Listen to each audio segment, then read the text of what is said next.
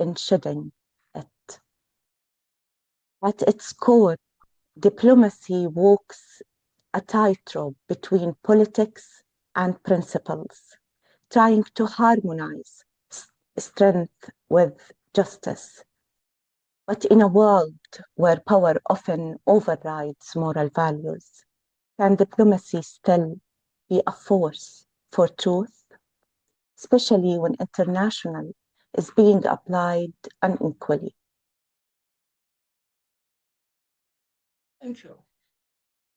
I think that I have to return to the end of my ambassadorship because I had to retire, and that was in 2004. Mm-hmm. And I knew what I was about when I was serving in the Arab world, in the Yemens, and later on one Yemen, and further on in Saudi Arabia. Yes. And then you get the confrontation between the policies of the Netherlands, which I should advance, and on the other side, our senses, our feeling of justice. So I was glad that I was released from the obligations serving the government's policies. And then I had to desperately try to find a common stand that we can all share. And where I ended up was not, for instance, at the Balfour Declaration, not at the League of Nations, but on the Constitution of the Netherlands.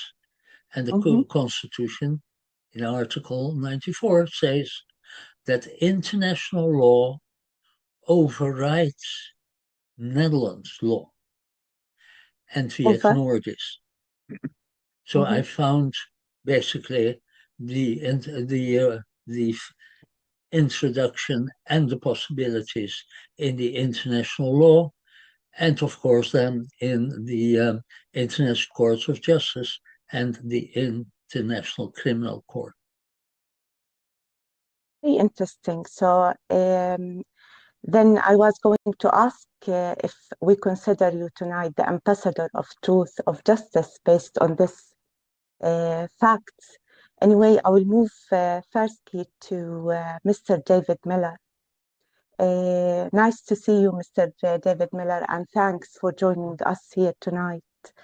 I wanted to ask you about Trump's plan that didn't fall far from Belefor's tree. He continues to impose social engineering, not through sudden imperial shocks, but through long-term systematic strategy aimed at fracturing Palestinian social structures and creating vast cultural voids. In this case, how can we view the right of return not just as an act of resistance, but a deliberate move toward reweaving the fabric of Palestinian society?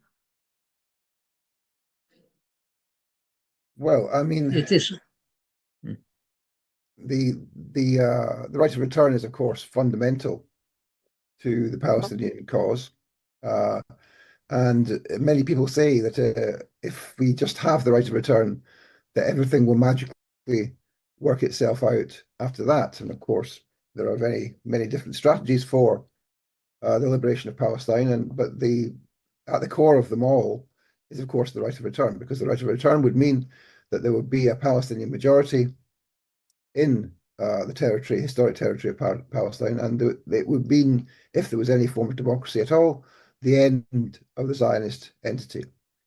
And so, I mean, for me, the question that is often put to supporters of Palestine is, well, they say, do you want to see, or you do want to see, the end of the state of Israel? And some supporters of Palestine want to equivocate on that and say, well, not necessarily. It's a matter for the Palestinians and the Israelis together. And I say, well, of course, no. There can be no place for a Jewish state in the historic territory of Palestine. There can be only a place for a Palestinian state.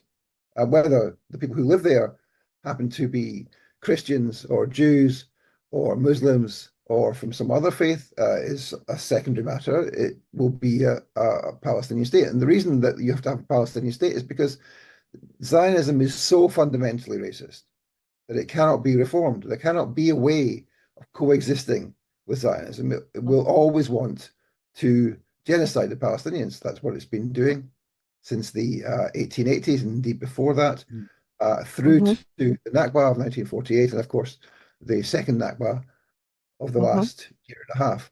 So we should be clear that the right of return is fundamental, and that the Zionist entity must be collapsed, must be removed, and those Jews who want to become Palestinians and stay and build a life with the Palestinians would be welcome.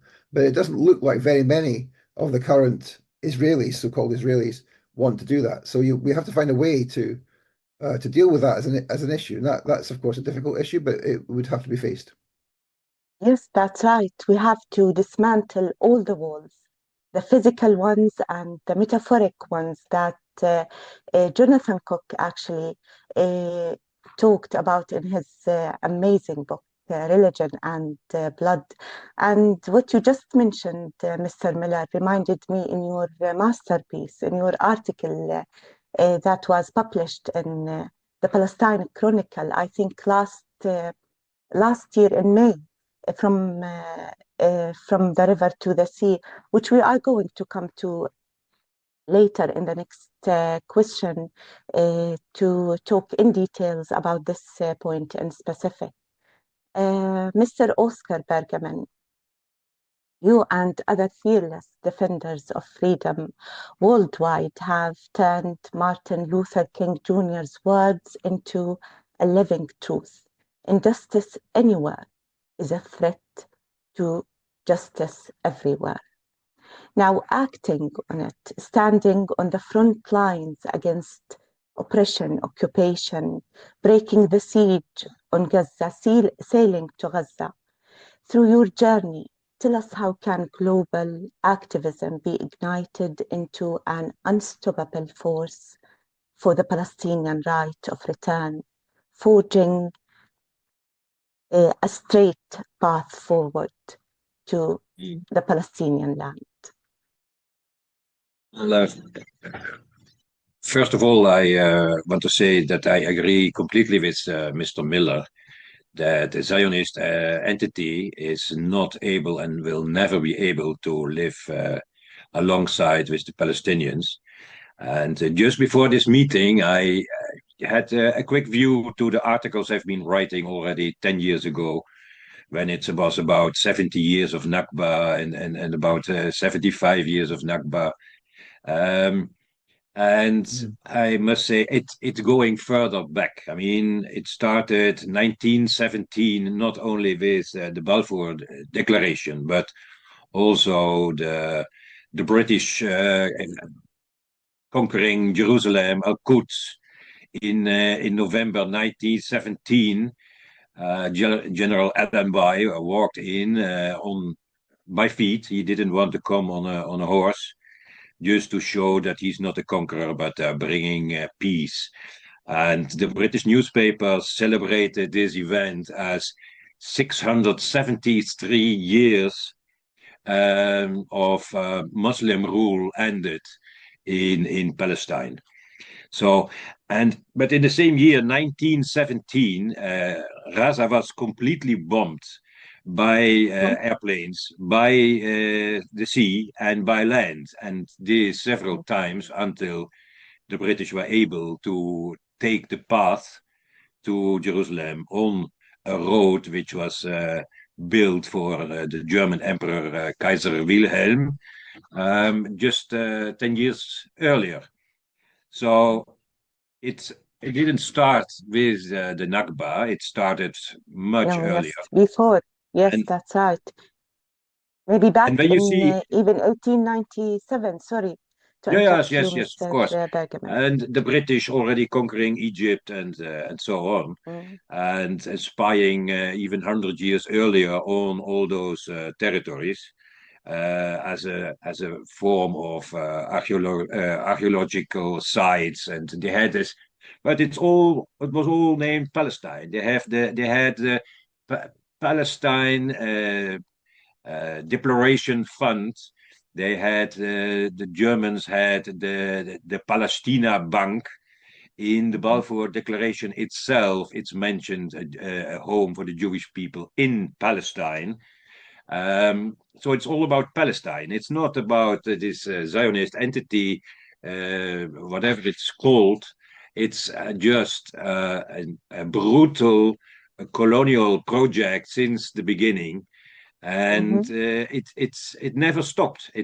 And now we are topping, and I'm sure because I opened some new sites today that the Zionist entity and the Americans are negotiating with countries like Sudan or Somaliland to deport the Palestinians there. So a few years ago, I printed a pullover with with a name.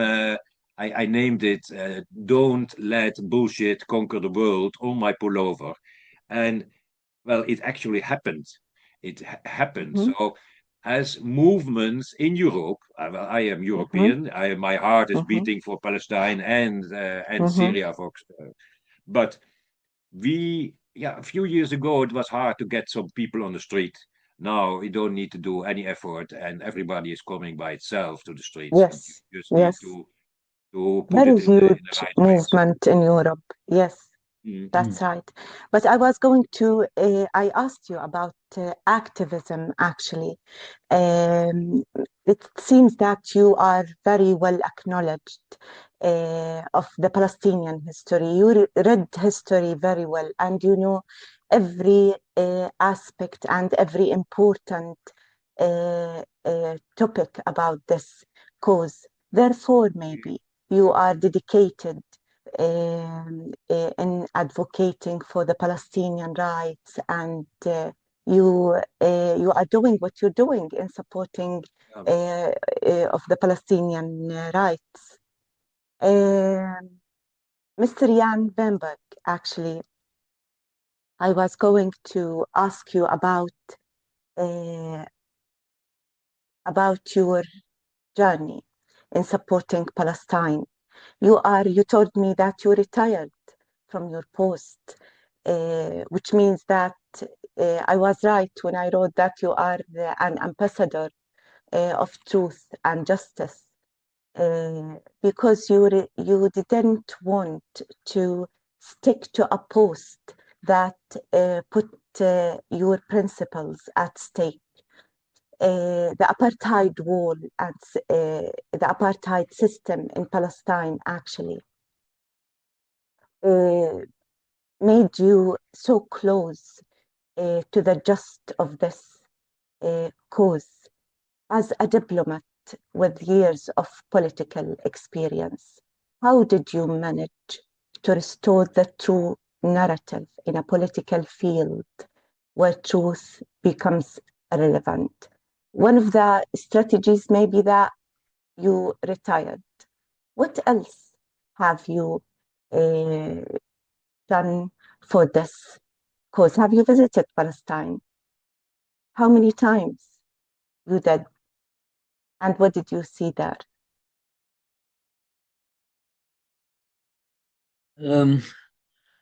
Well, there's so many aspects on what you are referring to, and also the two other contributors to this discussion.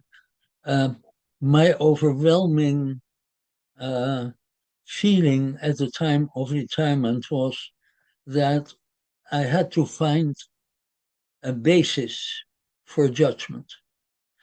And the basements, I came out, I tried to refer to that in my first opening session, in international law.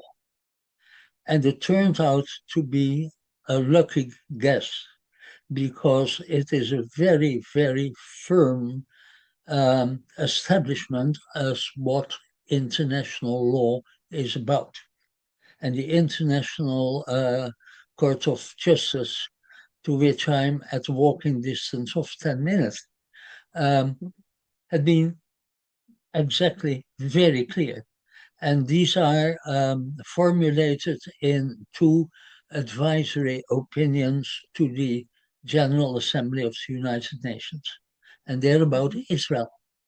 And they put Israel quite clearly in the dock.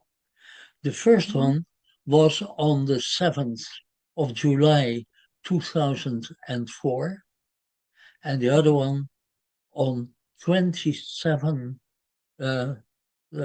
July 2024, about 24 years later. And they are 20 years, ruinous, yes. ruinous for Israel. And that is the firm establishment. But the problem of international law is that it is only executed as it should be by the push and by the responsibility of the world. And the Western world is at guilt to this. And although at the moment is eroding, and I could give you an example on how that is working, but it is eroding, and we should jump into that to advance the rights that were very well established to my previous speakers. So I could elaborate, but maybe others would like to add their views on that. So we'll come back to it then, but let me move now to Mr. David Miller. If the commercialization of replacement and displacement has turned crime into mafia-style enterprise that serves power rather than merely breaking laws, doesn't this brutal cycle expose the moral bankruptcy of the global order, proving that we are still being sold the same old snake oil, where politics was never just a game, but rather business? Yes, it of course is one of the most complicated. I'm sorry to interrupt you, Mr. Jan Weinberg. This question actually to Mr. David Miller, but if you want to shed a light on your journey to Palestine, we are listening, but maybe later when I come back to you again after Mr. David Miller answers this question. Sure. Okay. Thank you. Mr. David Miller, was the question clear enough, or you need me to say it again? Well, you were asking me about the bankruptcy of the global order. Yes. The global order, yes. Yeah. Well, I mean, yes, of course, the global order is bankrupt. We have known this for some considerable years, not just since the collapse of the Soviet Union and the ascent of the US to the unipolar global hegemon. But we have, I think, seen the bankruptcy in much starker relief in recent years, partly as a result of US dominance, but also in the very last 4 or 5 years, the total collapse of the rhetoric of international law, of human rights, of democracy, all of which has been Western values jettisoned by the practices, the obvious practices we've seen, especially in the last 18 months of the Zionists. The unparalleled brutality screened for anyone who wants to watch anywhere in the world for the last 18 months is something which has just destroyed the possibility that we could even think in terms of international human rights or democracy or any of the much vaunted liberal notions which were supposed to define our era. You know, after the end of the Second World War, the Great Patriotic War, as it was called in the Soviet Union, when Nazism was defeated, there was a form of politics in the West, often referred to as social democracy, in the US, in the UK, and many European countries too, where there was some kind of compromise between capital and labor, which meant that class inequality declined. There were systems to catch the weakest and poorest in society. The National Health Service, for example, in the UK was introduced. All of these things, of course, that model of politics changed in the 1980s with the advent of neoliberalism, or the dominance of neoliberalism in Western politics. But still, in that period, it was held, although of course the West didn't pay any attention to these things, it was held that international law was important and human rights were important, etc. It didn't stop the US invading Grenada and Panama and Afghanistan and Iraq, etc. But it was still held to have some relevance. Now it doesn't have any relevance. Of course, we have seen the attempts to cling on to the last elements of international law with the South African government's heroic attempts to bring the Zionists to account. And of course, they've had some success at the rhetorical level and at the policy level, but no success in terms of actually constraining and stopping the Zionists, bringing any of them to justice. Not at all. And that, of course, is why we must begin to see that not just that the global order of the dominance of the West is collapsing. Western societies are imploding internally for reasons which we could go into, but we probably haven't got time. But in those circumstances, we're faced with the possibility of the end of the unipolar world and the possibility of a multipolar world, and what that would mean, how that would be brought into place. But I don't believe that can be brought into place in a generalized process of the reform of economies, the collapsing of the dollar standard, or all of those kinds of processes. I believe it can only be brought into place decisively by the defeat of the US. And of course, that will also has to mean the defeat of the Zionist entities. So that I think is the prognosis for the future. We're not going to get out of this problem without the military defeat of the Zionists, the military defeat of the US. And it's much closer than people think. But of course, the attempt to back off from it, and of course the way in which the US and indeed Israel have performed a brilliant success in Syria, destroying the Assad government, destroying the axis of resistance to some extent, and allowing Al-Qaeda and ISIS hordes to systematically attack and execute Alawis and Christians and even Sunnis who oppose the Gilani regime. I mean, I think the Palestinian situation remains actually very special and exceptional, and it has its own circumstances and considerations. It's a little bit different from any other place in the region. Although, if we're talking about the superpowers, they are applying the same tactic, the same proxy wars, actually, but the Palestinian cause is still very exceptional and special. It can't be compared to any other country in the region. Do you agree with this, Mr. Miller?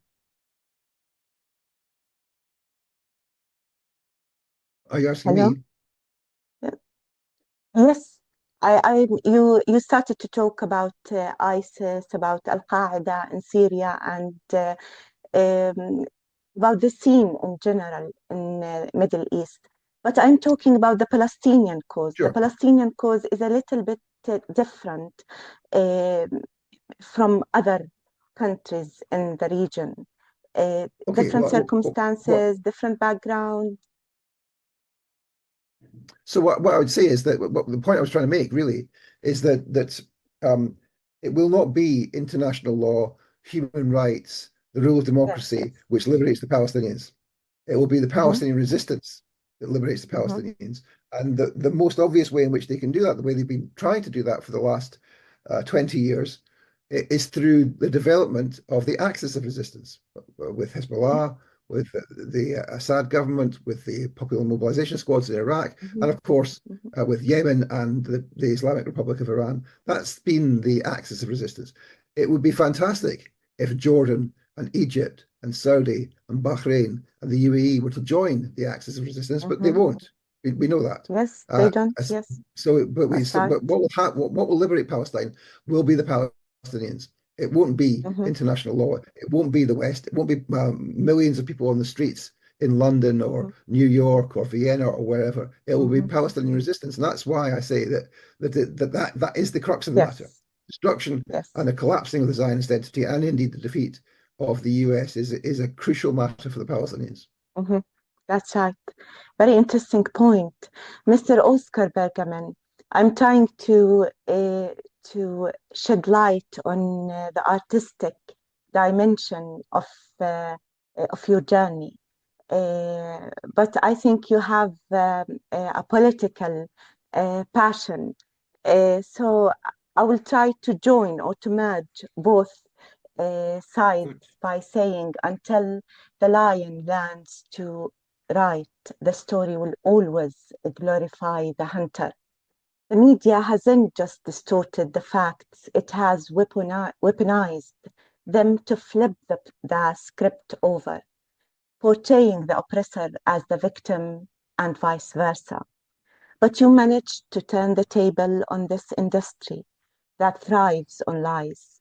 Throughout time, you organized campaigns to raise awareness among a new generation so that they are prepared to challenge these fabrications. How further can this effectively work in a world where firepower, vast media empires reinforce their dark wisdom?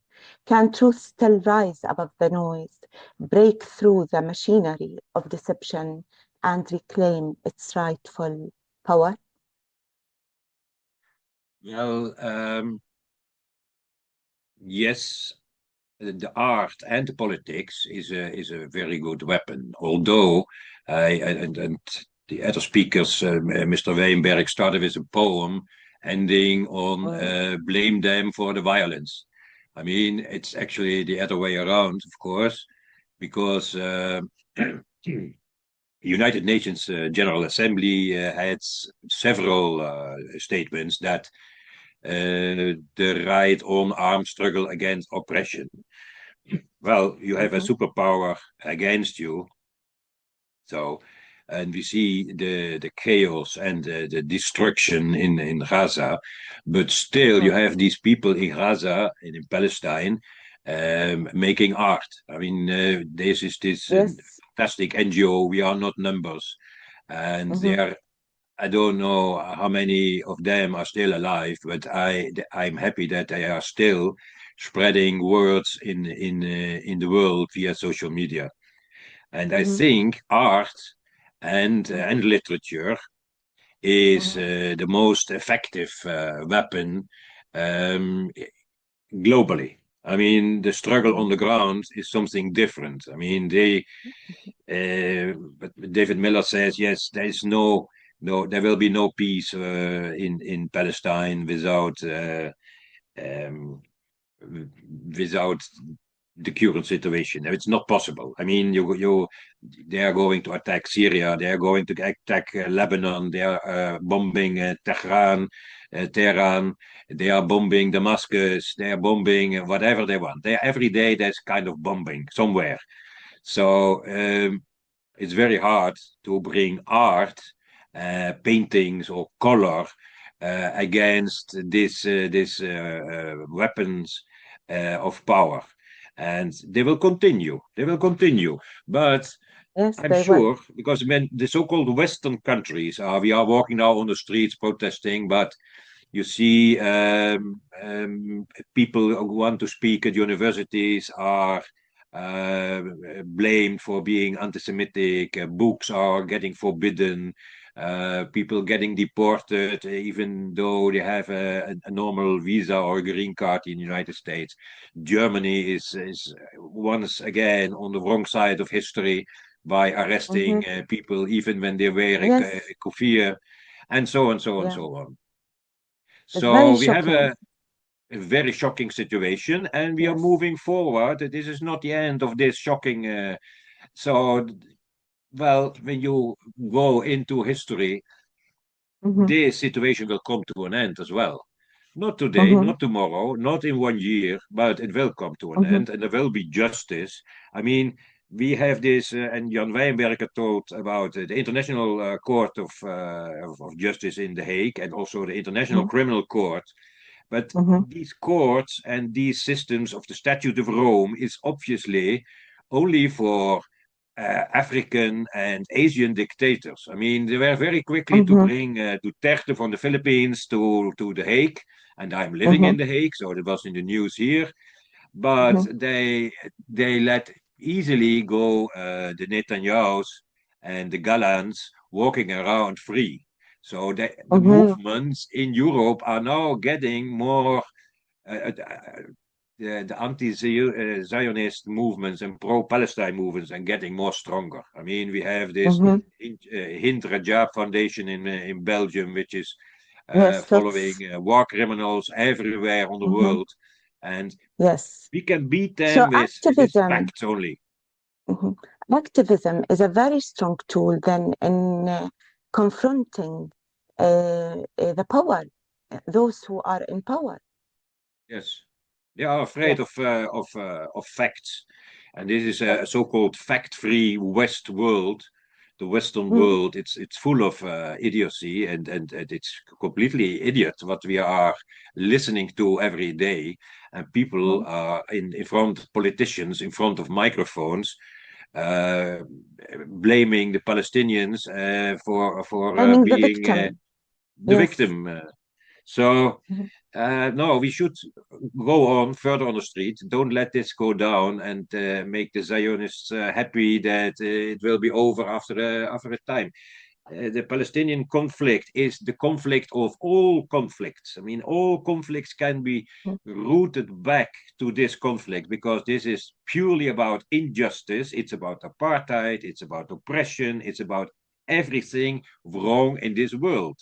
So you can every conflict in the world, you can go back to Palestine. So some politicians are asking, why don't you go to the street for Sudan? Well, I was in Sudan, I know. I was in Egypt, I was in Syria, and everywhere. Syria as well, yes. But why do you go Yes, please, go ahead. to the street for Palestine? Well, because Palestine is really the root cause of all evil, what's happening there against the Palestinians. And since more than 100 years, so. Yeah, that's right, more than 100 years. But that actually prove what Nelson Mandela said once, that nobody can be free if Palestine is not free. Exactly. In this context, Mr. Weinberg, how can we expect the map of the world to be shaped by the Palestinian people, by the Palestinian cause? It seems that based on everything that Mr. Bergman said and Mr. Miller mentioned, that the world is completely changing, and Palestine this time is going to reshape the map of the world. Am I right? Because if we see the declaration of Bלfور and its consequences, the endless conflicts, war, disastrous results of that declaration, that proves that this policies was completely and undoubtedly wrong and disastrous.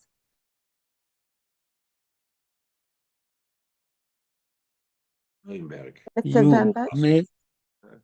Yes, you were asked. Mr. Weinberg, the question is for yourself. Yeah. I am asking, do you want me to repeat the question? No, but I just want to illustrate that this is my first session ever online, so I'm not very much accustomed to it. But you helped me learn very quickly. Thank you for that. No When I problem. listen to Me my too. I'm other, so familiar to it. thank you. When I listen to the two interventions of my predecessor just now, Mhm. most of what they say, I completely agree. Mhm. But one or two, I take exception. One is, it is not true, to the contrary, that international law should be bankrupt. International law is very, very interesting after all the hysterics and all the wrongdoings and so whatever you can imagine in the world. One of my friends, expert on international law, said, in the end, international law still stands. One country cannot demolish international law. It stands, but it is not implemented. And that is where the problem is. And the second element is what was said about the International Court, Criminal Court, and the bias it has. Indeed, you were right that that was the case, but it isn't anymore. Because there's a number of other countries like Bulgaria, etc., that are not the people of color. But that's not the most important issue. If you want to see the relevance of the criminal court, is what Israel has been doing to it. It was widely reported in The Guardian that they threatened the first and the second prosecutor themselves and their children and their spouses to back off. If you do that, you are, and I say that exactly on Israel, then you do not belong to the international community of states. This is the end of it. And I am deeply impressed by the huge pressure that these two prosecutors had exerted, and they just stood. They stood. American legislation against it, they couldn't care less. And when American soldiers come out here on Scheveningen, close nearby, to liberate Mr. Netanyahu, I am going there to watch. Now, that is the thing. I have a tendency, because of my background as a diplomat, to first go to the essence of it in legal terms, because that's the only thing you can operate on, and then translate it to the practice.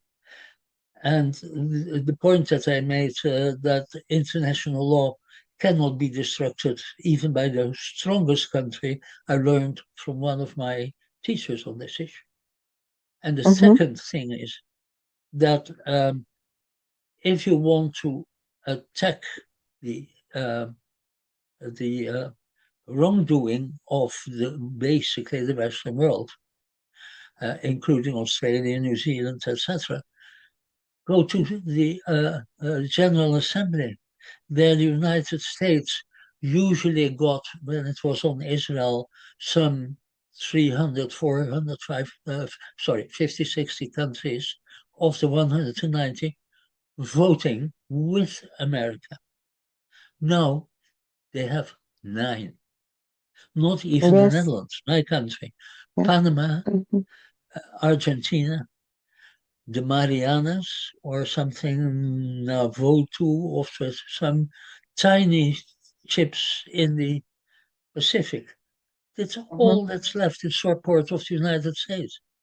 And when you look at the General Assembly, the Security Council, the only country there, of the 15 that are there, no other one than the United States at this moment. Every 2 years it changes.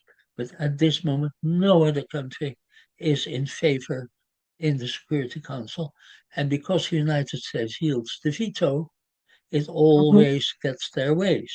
And the United States and my country, as a minor country, should be leaned off this liability. It is not a sound issue, it is a dirty issue, and we should attack that. Very interesting. That's why you always insisted on supporting human rights that are based on international law. Let me move to Mr. David Miller. If democracy claims to rest on the pillars of free thought and open debates or discourse, what does it reveal about its true nature when those pillars collapse the moment Palestine is mentioned? Given your experience, actually, and the article I just mentioned earlier that was published in Palestine Chronicle, you exposed how universal values through some human rights organization are weaponized to blur the line between resistance and terrorism. If South Africa's anti-apartheid struggle, as you asked in your article, was once celebrated, yet those resisting Zionist settler colonialism are criminalized, and if European capitals or some European capitals welcome Netanyahu with open arms despite the ICC arrest warrant, then from a philosophical perspective, how do we address this moral issue where justice is perverted and empathy is manipulated to favor the aggressor over the victim, thus undermining the very foundation of fairness? Yes, the question so is for Mr. David Miller.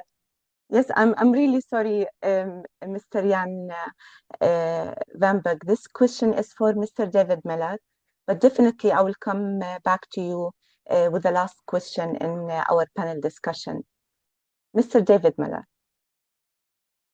Yes, I still cannot escape my background, and still I'm convinced that the only way that the problem of Israel, there is no Palestinian question in the sense that Palestinian state as compared to the Israel state, that Palestine should be the problem. The problem is Israel, and the problem is the Western world. And we should concentrate on that. And I, maybe as an indirect answer to your question, I try not to get involved in the secondary questions. The prime questions are governments should alter their awful habits. Mr.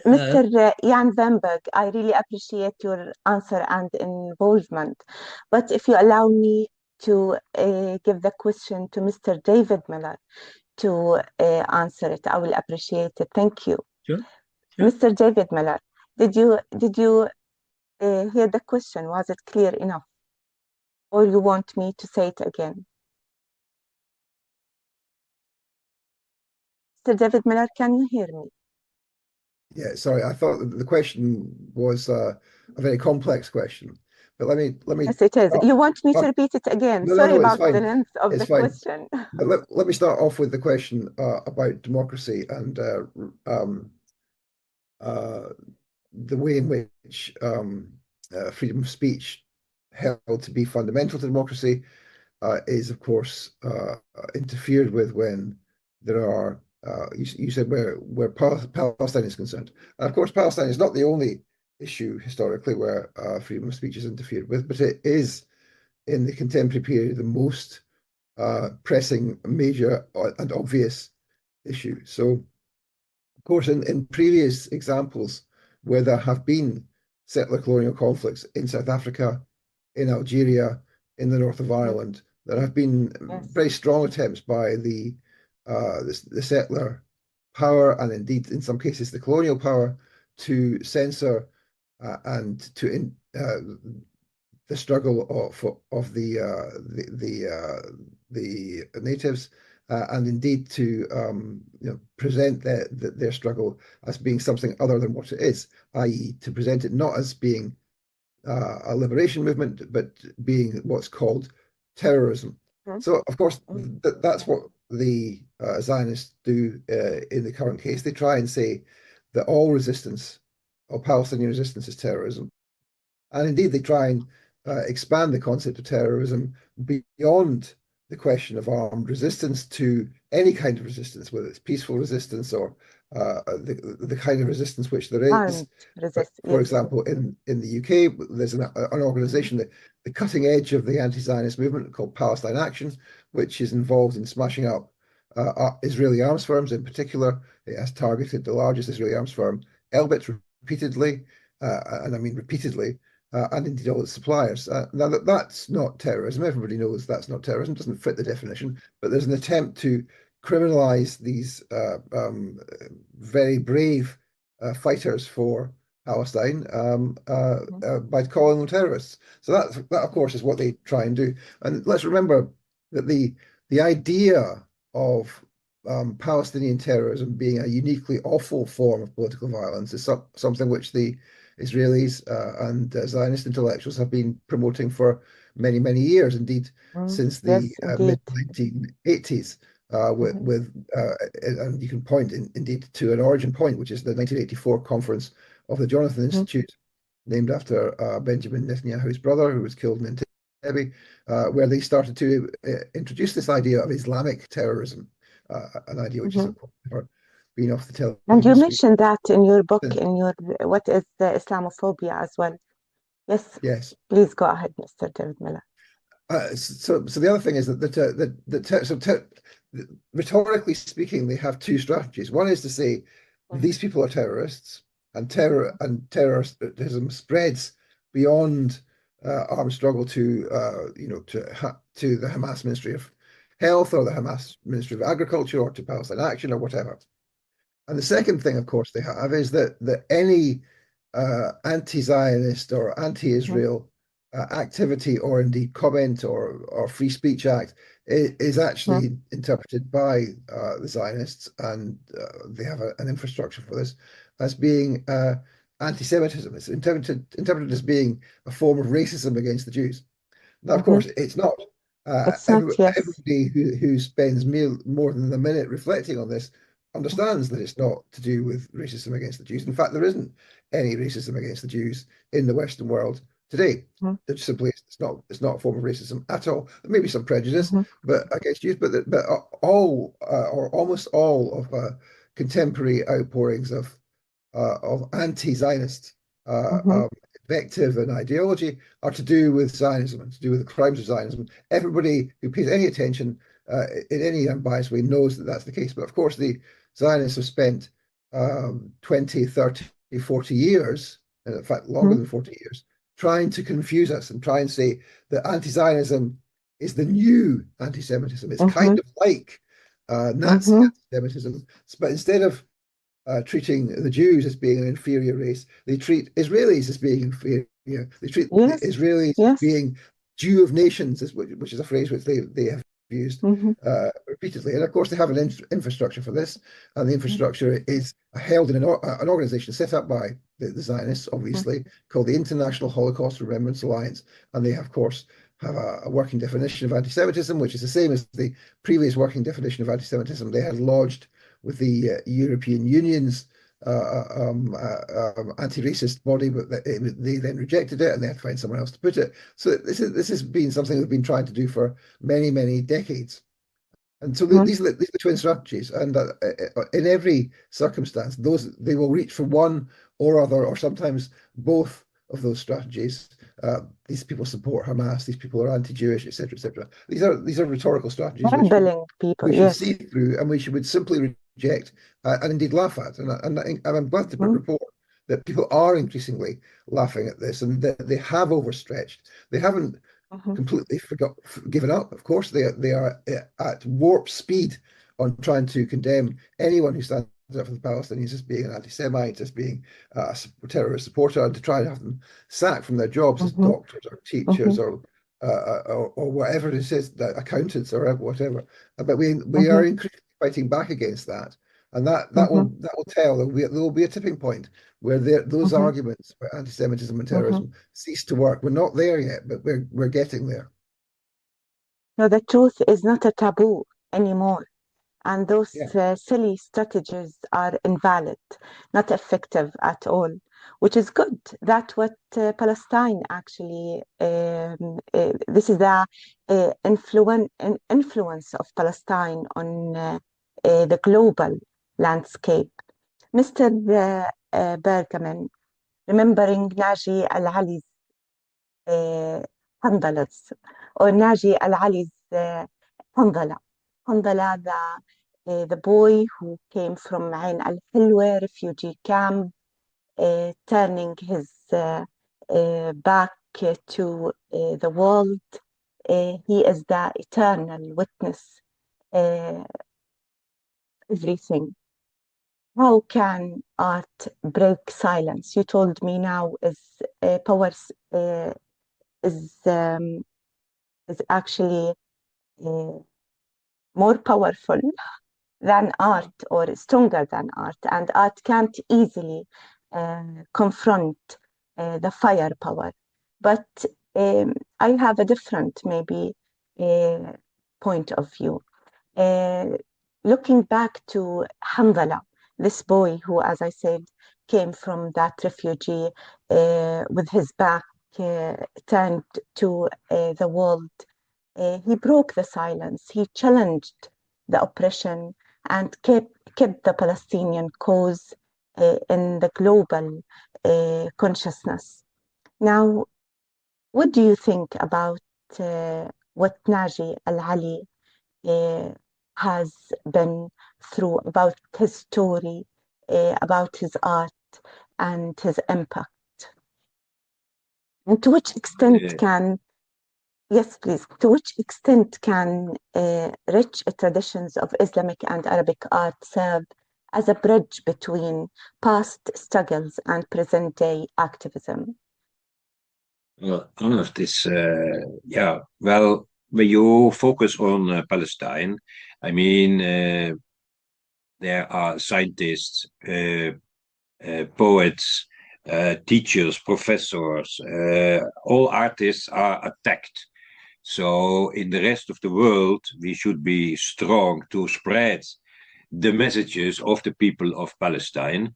This would be the bridge. I mean, take their quotes, even when it's Mahmoud Darwish or older poets, but taking those voices, exactly, you mentioned it, taking those messages and spreading them all over the world in what kind of cultural form ever. I mean, this is, you can do every, we have to create beauty to show our solidarity with completely broken people. I mean, they are in the and to resist the dark wisdom as well. Beauty, create beauty to resist the dark wisdom.